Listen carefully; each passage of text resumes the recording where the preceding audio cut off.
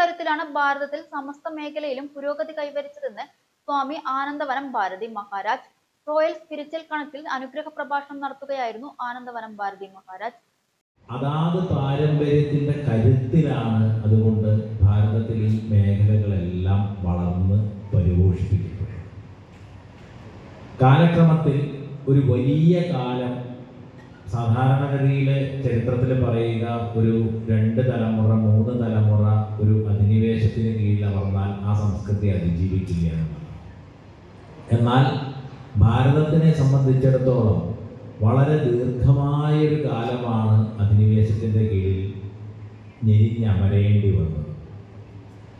ഏതാണ്ട് 1500-ലേറെ വർഷങ്ങൾ പലതരത്തിലുള്ള അധിനിവേശങ്ങൾ.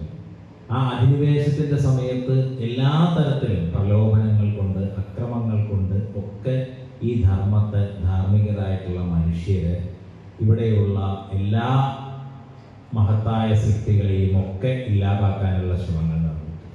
പക്ഷെ ആ ശ്രമങ്ങളെയൊക്കെ അതിജീവിച്ചുകൊണ്ട് ഇന്നും തുടർച്ചയായിട്ട് ഈ ധർമ്മം ഈ മണ്ണിൽ ഒഴുകുന്നത് ഈ ധർമ്മത്തിൻ്റെ കരുത്തുകൊണ്ട്. തിരുവല്ലാമല റോയൽ റെസിഡൻസി പാർക്കിൽ ആശീർവാദ് ഹാളിൽ ജുന അഖണ്ഡ മഹാമണ്ഡലേശ്വർ ആനന്ദവനം ഭാരതി മഹാരാജിനെ പൂർണ്ണകുംഭം നൽകി സ്വീകരണം നൽകി. തുടർന്ന് നടന്ന ആത്മീയ സംവാദ സദസ്സ് ആനന്ദവനം ഭാരതി മഹാരാജ് ഉദ്ഘാടനം ചെയ്തു.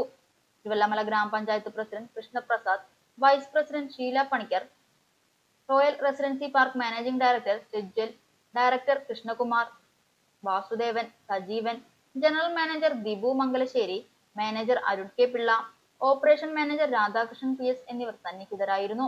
നൂറുകണക്കിന് പൊതുജനങ്ങൾ ആത്മീയ സംവാദ സദസ്സിൽ പങ്കെടുത്തു.